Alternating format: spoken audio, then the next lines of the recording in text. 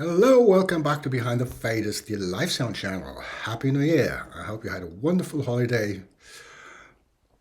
Nice Christmas, nice New Year's Eve. I certainly had. For me, the holidays are always a bit extended because my birthday is on January 2nd. So when New Year's Eve is over, I'm not done yet.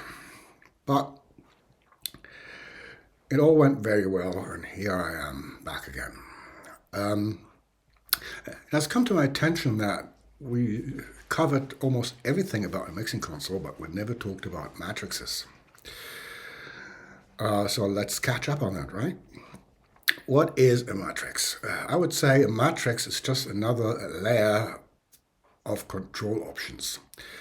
So your first layer are your input channels, obviously. And the next layer would be all the buses. So there might be aux sends, so you can dial in an input channel to an aux send to send to an effect or to send to a monitor. Or you can have subgroups where you can just route your input channels at unity gain with a button. And of course, then there's your master bus. So those are your buses. Of course, the master bus is a specialty because you can route subgroups to the master bus. Usually you can't route one bus to another. And after that, there's another layer, and those are the matrices. So you can send all your buses to a matrix. By the way, I know some brands now allow you to send single channels onto a matrix, but that's, I think, more in order to make them additional aux sends or something.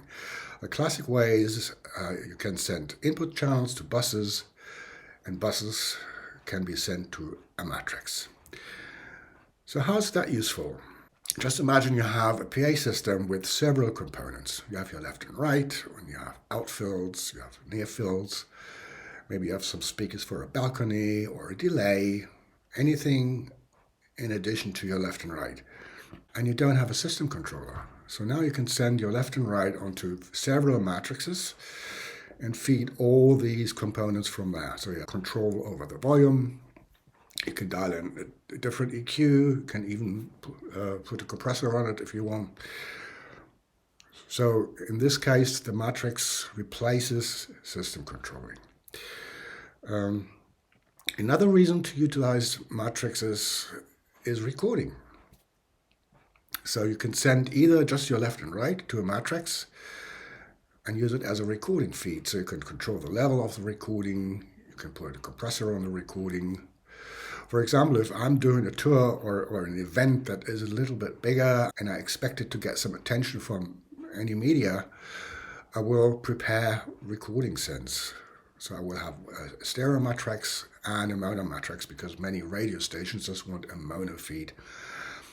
And these people have a tendency to show up like 1 minute before the show starts and ask for a feed. So I better have it ready. Also, if you have maybe you do a corporate show and you have a satellite room or there's a lobby you want to send your signals. So anytime you want to send signals to various destinations, the matrices are really helpful.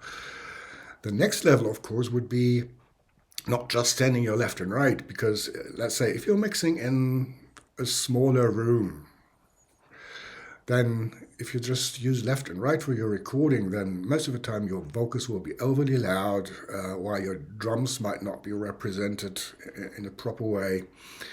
So in that case, you can just send all your channels onto subgroups. So drums, instruments, or even guitars and keyboards and vocals. And out of these subgroups, you can now mix a recording feed that sounds more pleasant than just your left and right. Or for example, if you do a complex monitor mix and you run out of aux sends, you can utilize matrix, for example, to feed side fills. I wouldn't use them for individual monitor mixes, and now you know what a matrix is for. If you have any comments or questions, leave them in the comment section. If you have a lot of questions, then consider booking yourself a coaching call. They start at 15 minutes. The email to apply for it is in the video description. And if you haven't already, please subscribe to the channel. It's just a click and helps me a lot. So I wish you all a great 2026, and I'll see you around. Bye-bye.